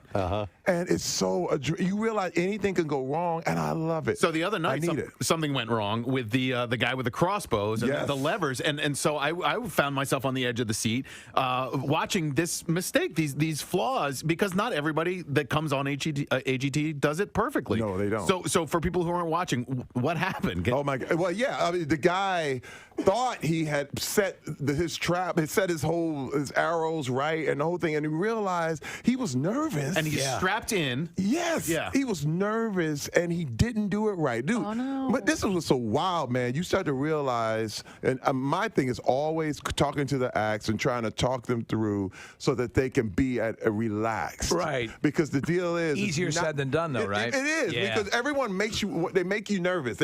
I had one guy. I'm gonna tell something right now. This is crazy. I was doing this movie Blended with Adam Sandler down in South Africa. You were great as the singer and Calypso guy. It was awesome. But see, one person can mess up your whole world. Right. I remember I was about to do this scene, the whole thing, and we only had a few minutes to do the scene where we were losing light and the whole thing. And this director of photography, I don't want to mention his name, but he walked up to me and he said, "Don't F up."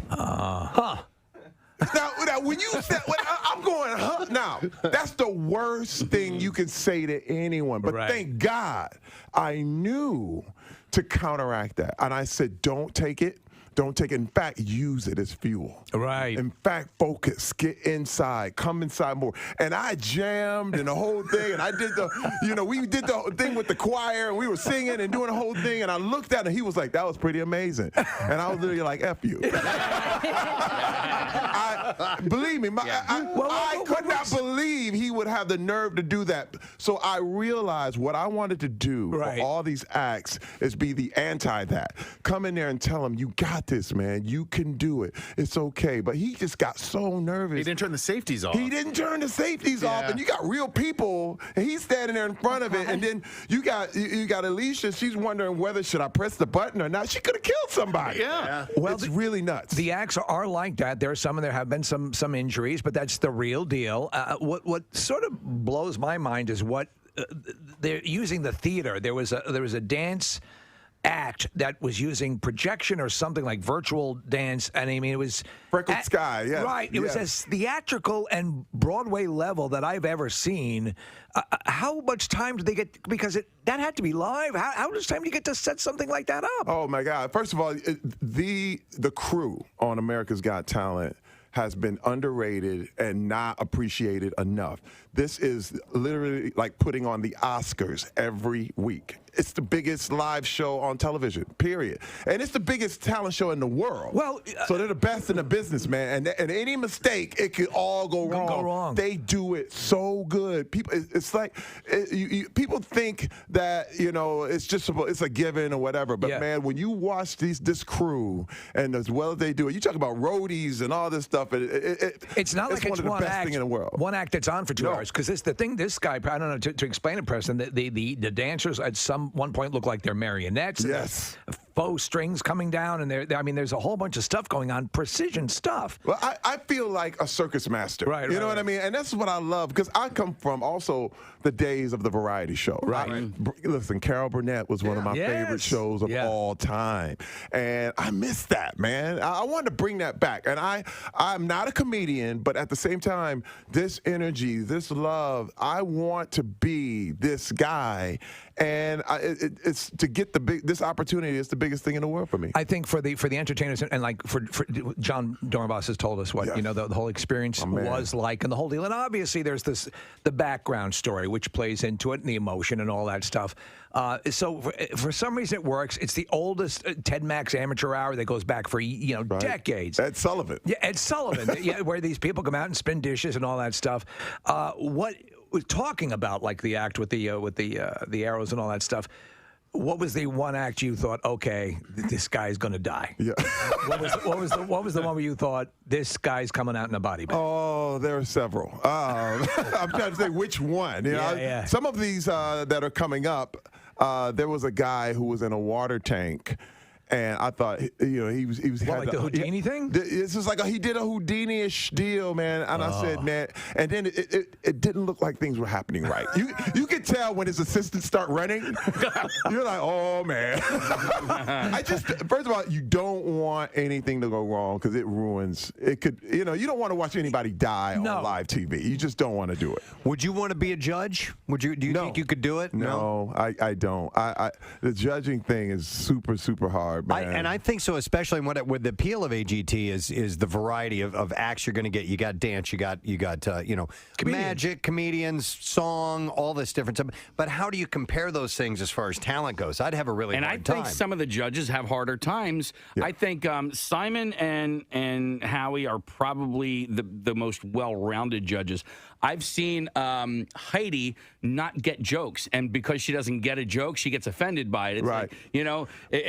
It's hard. But let me tell you one thing. I got to tell you this. The reason we have judges is because America wants blood. I'm just telling you. First of all, how can you compare a singer to a dancer to a danger act? Mm-hmm. Well, we know. How can you do that? The end result is, and this is the way I've always framed it. To me, you're looking for somebody who would be a successful Las Vegas act. Right. And that's the context, that's correct? The context. Right. But at the same time, this stuff is subjective. Right. Yeah. What show do you see in Vegas? It's the show you want to see. Right, yeah. So, if you want to see singers, you love singers. If you want to go to a dance show, you go to a dance show. So the deal is that America wants someone to lose. Yeah. America wants you bleeding, and they don't care if you're under 10. And listen, first of all, I love it. I love America. But it's the sports mentality. No. It literally is someone has to go home, and that makes you tune in. But if they were like, there's really no competition, it's all exhibition, they'd be like, nobody dying here. I'm not going to watch this. Could you imagine your life without the foundation that you had in sports and all that's trained you for? I mean, it seems to provided you with a Swiss Army knife of capabilities that's gotten you through. I remember when I first saw you, I thought, and I have to be honest, who is this meathead? Who's this guy? Who's this guy? And then I go, why is this meathead so funny? And then I'm like, why is this guy? Why is this guy? And then I realized this guy's talented. But you said you weren't funny, you weren't a comedian or so on and so forth. It seems to me you okay, this is something I got to take on and tackle and work through. Sports had to be just an absolute essential part of what made you you. Yeah, first of all, it was. Yeah. Simply because in the locker room, it's like all versions of humanity. Right. You know what I mean? Right. I was funnier in the locker room than I ever was on these shows. We had so much fun hanging in the locker room and just balling and hanging and talking and really doing our thing. The sport itself, however, a lot of that drama came with baggage. Right. You know what I mean? And my thing is, sports is good until it isn't. Yeah, it's literally one of those things where first of all, I love sports, I love entertainment, but I love people more. And when you use people in expense of the sport, like right now, the NFL is going through a thing where all the older guys are going through it.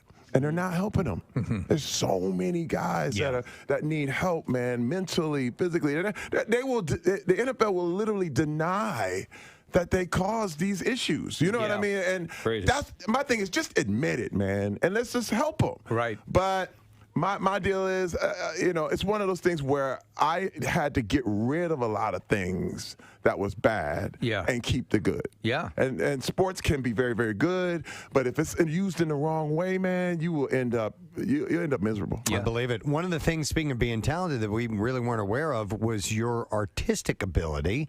And it was one of the before even sports, right? I mean, you were you sketch and painting, and were you a court sketch artist? Sketch artist, yes. Get out of here. I had an art scholarship before I had a football scholarship. Wow. I was looking at some of your stuff. It's really good. Oh. And why is it that court sketch room artists are usually so terrible? Yes, they are.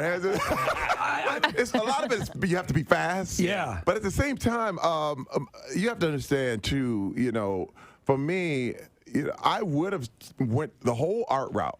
But no one was going to pay for that. Like, starving artists is a real thing. Starving goes right before artists. Yeah. I mean, name an artist who actually got paid while he was alive. Yeah. It's very, very rare. Right. They're celebrated after they found Oh, yeah, you've been dead 30 years. They're like, now he gets the million. Do you create every day? Yeah. Still, do you... I sketch all the time. Okay. Sketch all the time. What do you prefer? What is your favorite? People. I love sketching faces. Okay, faces, but sketching people. over painting and all that. Oh yeah, it's I just sketch because I have time for it, but I'll take it all the way. I mean, I will go do a full painting if I have time to do that. When I was get cut from an NFL team, I would go back in the locker room and ask the players if they want their portraits painted. That's what I would do, and that's how I survived. Wow. They would be like, "Man, you pretty." In between Coatesville and Gap. Yeah, it's pretty far out. Welcome to Sadsbury. Dingleberry would even be better than Sadsbury. 2 times over. You know what they say about us in Dingleberry? They say we go, woo, woo, woo, woo, woo, woo. I have never heard of Sadsbury. Neither have I. There are some funny sounding towns out there, most definitely. All right. Hey, can I do a couple shout outs real quick? I actually, these are timely. So let me get to them. This one says, hey, Preston, my fiance Justine is a massive fan. She's constantly quoting your show. It took me months to realize that you were a radio show and not her coworkers. We're going to be getting married September 18th, and I know she'll be listening Friday, the 17th, to the podcast when she's getting ready. So if you could give her the wettest chart out that you have, like change your pants and never eat tacos again wet, it would make her day. Thank you from a new fan. That is from John McCann. So here's a chart out. Good luck to you guys, man. That's really cool. I'm happy for you. Here's another one that says, oh, yeah. I always get this every year. This is the 13th annual Pirate Festival. Right. It says, we have so much to offer this community, the community, and this festival gives everyone a day of fun and pirating on the Delaware River. Saturday, September 18th from 11 to 6 p.m. Pirates will once again be firing cannons, singing, performing skits, and visitors can view their period encampment while enjoying the food, beer garden, family games, and activities, fire engine rides, and train rides. Crafters are there, all kinds of stuff. So they want a shout out. This is from Anna.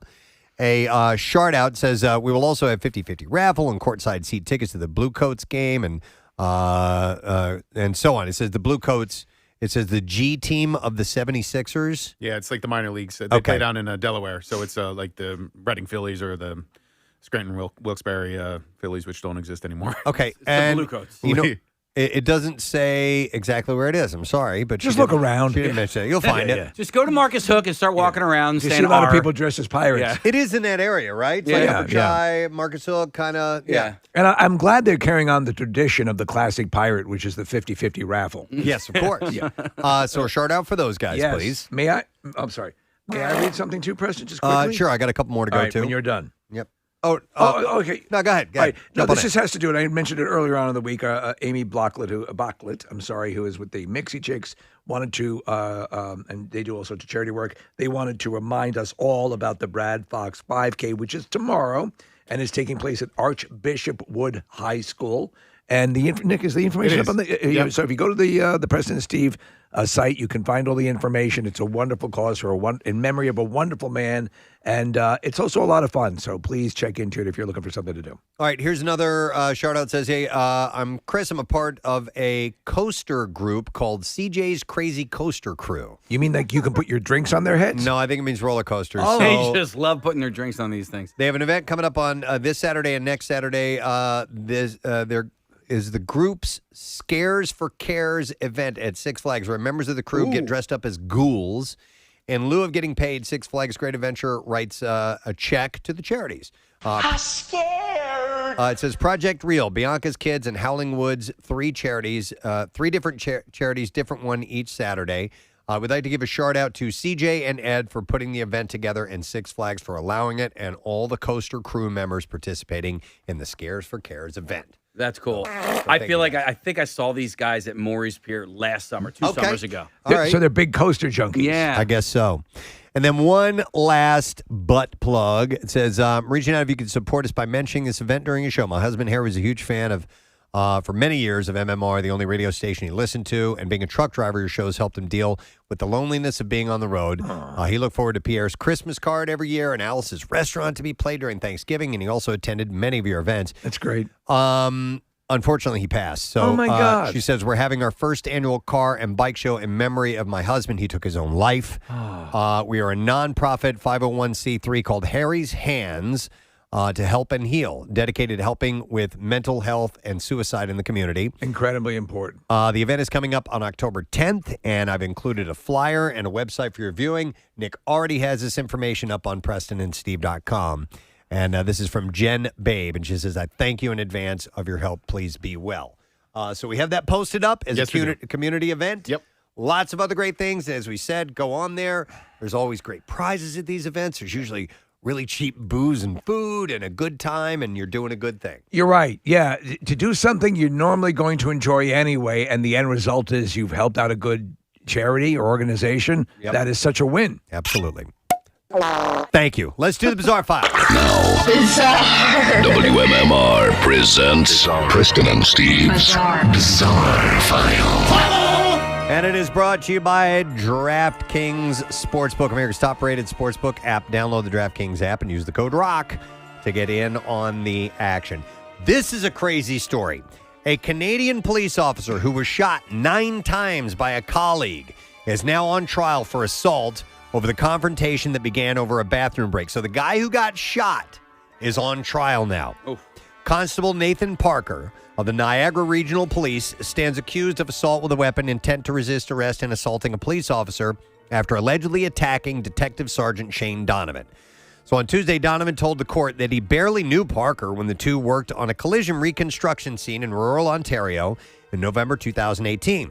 Donovan was leading the operation when he assigned Parker to stop residents from using the road. The court heard that Parker left the scene and became defensive when Donovan asked him to remain. Parker said he had to leave to use the bathroom. Donovan told him, "You're talking to a sergeant." Yeah. But the confrontation escalated. Parker got out of his vehicle and shoved Donovan. And Donovan said, "You're under arrest for assault" at that point. Right. Donovan told the court that Parker continued towards him, throwing a haymaker punch and hitting him.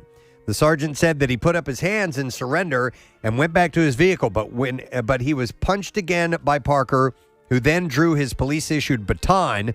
Fearing that a strike to the head could be fatal, Donovan pulled out his gun. Right. And then Parker said, "Oh, you want to do this?" And Yeah. then started to pull out his gun. And Donovan said, "I knew if he got the firearm up on me, he would kill me, and it was either him or me. So I fired my gun until he dropped his gun." Investigators recovered 10 shell casings at the scene. And Donovan said, "My belief was that my life was in danger. He had already attacked me. He hit me 3 or 4 times." Donovan told the court that his experience with Parker was the first time he'd ever drawn his gun in his police career. And it was on another officer. Yeah. A medical examiner found 4 gunshot wounds on Parker's left calf, his lower abdomen, his left hip, and the back of his right foot. He also had wounds through his nose and cheek, as well as his left shoulder and upper thigh. Ontario Special Investigations Unit, which investigates shootings involved in police officers, initially had laid charges against Donovan because he's the one who shot the guy, including attempted murder, but the charges were later dropped, and they're charging the dude who got shot. So there's obviously a profound psychological issue with this guy. Yeah. So perhaps he shouldn't be a police officer. Wild story. I never heard one like that before. No. All right, here's a follow-up story. This is from one we had yesterday. Police have in custody the person of interest and connected to a disturbing incident in which someone defecated in a freezer at a grocery store. Police said the person of interest in the disturbing incident at Crest Foods was identified, located, apprehended, and was booked into the Cleveland County Detention Center on unrelated charges. Detectives yes, officer, it's that guy. positively identified and apprehended the individual whose name has not been released as the same person involved in the incident as the grocery store. Shirley Wright Johnson said she had opened the freezer to grab a bag of pizza rolls when she felt something strange and mushy. It's just disgusting beyond disgusting. She quickly discovered that someone defecated in the freezer and concealed the feces beneath the pizza rolls, which, by the way, it hadn't frozen yet, so she must have gotten a fresh one. Piping hot. Yeah. She said, "I was so disgusted, I was almost in tears."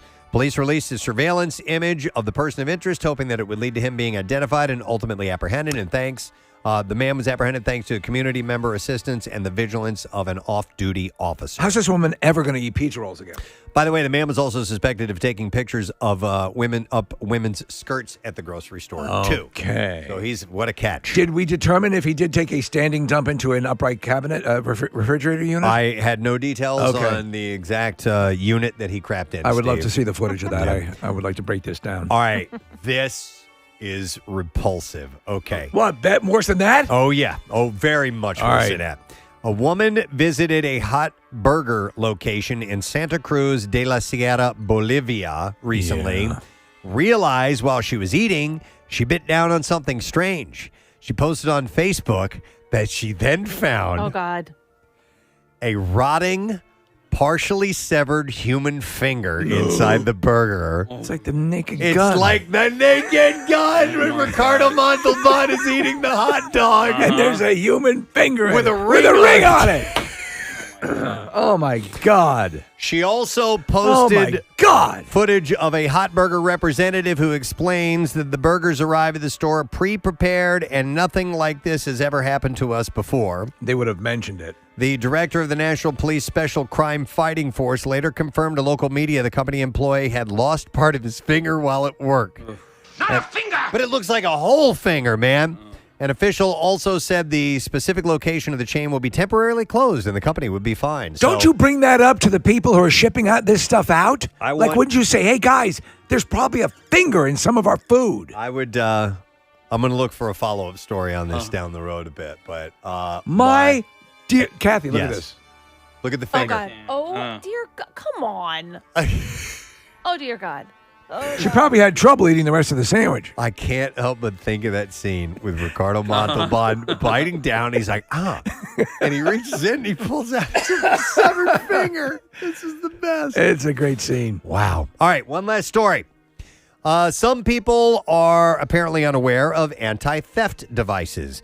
A video posted to Reddit earlier this week shows a woman examining Victoria's Secret bras and cutting off a strip inside the bra and holding it up to a camera before proclaiming, "They are tracking us. They are human trafficking us. This is how they find your daughters. Look in the bras. Get rid of this. It's a tracking device. It even has little numbers down here. They are tracking your children." And the video has thousands of views, hundreds of comments, most of them, as you would imagine, mocking her. One of them reads, "Wait until she finds out about cell phones." There you go. That is what I have in the bizarre file for you. All right. Like 30 seconds left to enter the word viral. That's it. So you got to do it now if you want to win the $500 in MMR's Money Clip. So the word is viral, VIRAL. Text that over to 45911 or use it on the MMR app or at WMMR.com. We're going to take a break. Sam Morrill's going to be on the show. BD Wong will be joining us as well. We'll come back in just a few minutes. Stay with us.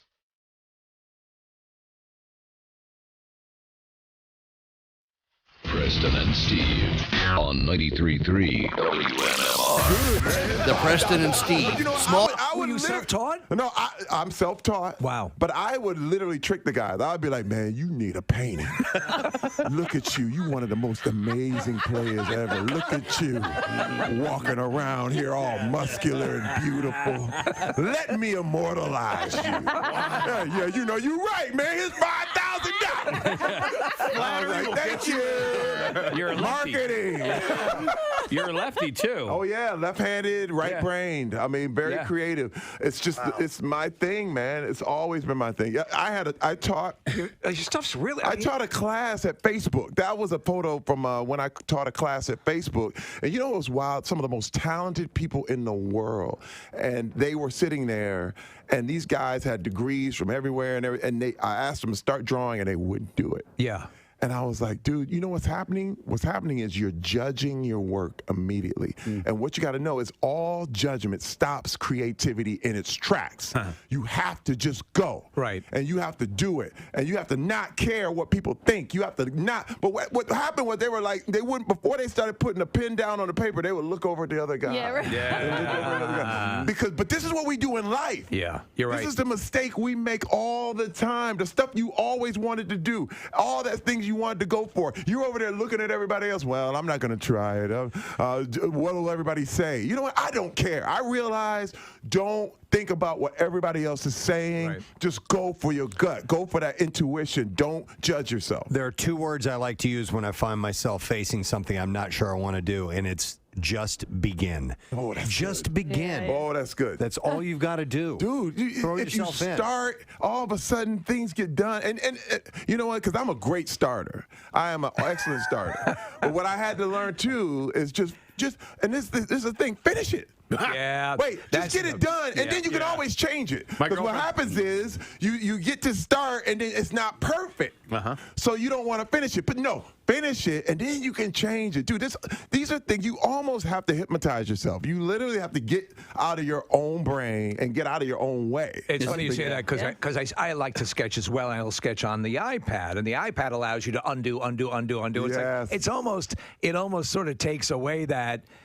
Okay, I've got this now. I've got to work this. You know, you can correct mistakes all the time. And it's like, well, it's cool. It's also sort of a cheat. You know. Listen, everything I do, I have a mantra. It's start small, think big. Right. Start small, think big. Okay, just do a little bit. Right. I'm actually taking Mandarin Chinese lessons right now. I picked the hardest language to learn, but I'm getting it. Okay. Wait, I'm all of a sudden I'm like, wait a minute. I've been doing this for like a month. And I'm like, wait a minute, I understood that. When I heard the lady, she was like, wuxia, and I was like, I know what wuxia means. Yeah. I know what that means, you know. And so I realized, okay, start small. First of all, I haven't mastered English. I had to literally look at myself like, have I mastered English? No. So if I get to a point where I can tell somebody I'm hungry, and I can tell somebody where's the bathroom in Chinese, I'm good. You know what I mean? How is one human so talented? No, because first of all, it's not even that. I just keep going. Like, just try everything you want to do, and I only do what I want. I don't do, if there's something I don't want to do, it's like, don't even worry about it. You know what I mean? You're going to be good. I'm sorry, go ahead, Preston. As I've aged, I've found that I need to be working on something. I need to be working on something that I can improve upon, something that's a bit of a challenge, and I'm loving it. I didn't realize this until just a few years ago, whether it be, working on a golf swing, or I'm a musician and I want to improve and to keep going on that. And I love having that. It's so satisfying. Yeah. First of all, listen, you've been talked out of your creativity, man. You've been told you're not creative. First of all, like you said, I'm left-handed. The world is a right-handed world, which deals with math and science. So all the arts are given as hobbies, but just half your brain. Yeah. So you have to me, I'm literally telling everybody, be more creative, exercise it, because you've been talked out of it a long time ago, and it's so satisfying. I built Legos like crazy. Yeah. So speaking of arts and stuff like that, so my daughter's in 8th grade. She's in school right now, so I can talk about her.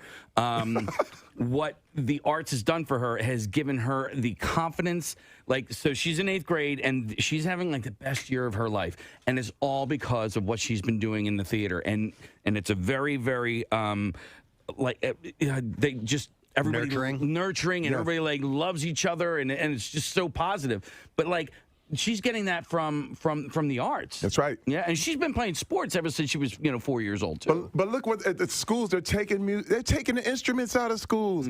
Art is given a short shrift. All this stuff is treated like music and art and whatever. They're like, do that on your own time. That's a hobby. No, but math and science, if you got that, you're good. And I think we're severely lacking right now, just as a society, because we're not creative enough. This is why we run to Avengers and we run to the movies, because we need it so bad. All the story, all the content. We need more. We need more. Imagine the world without art. Imagine the world without creativity, without music, without paintings, and what we would be bereft of if we didn't have that. And to your point about all you have to do is create. It doesn't matter if it's good. Just do something, create that, and if it stinks, do the next one. First of all, that's the world I grew up in.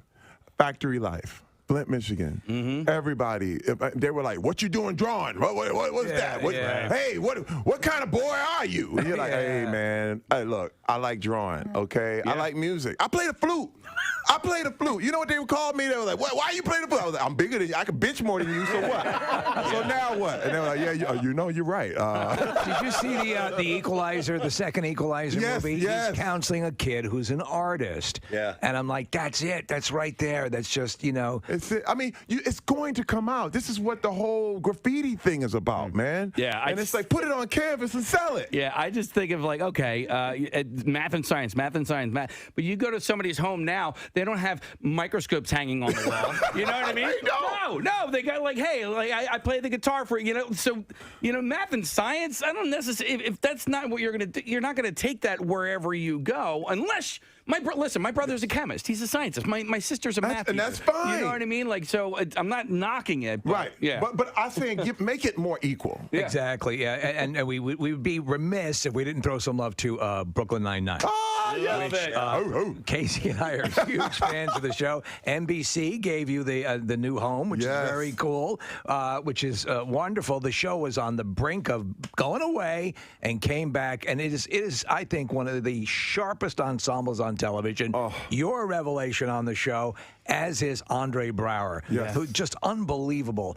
So everything, you're up and running. Yes. Season 7 starts February 6th. We already have been picked up for season 8. Nice. That's the vote of confidence, man. Why do you think it works 8 so well? seasons. It's crazy. Why do you think it works so well? Because, we love each other, man. Yeah. And this is the greatest thing ever.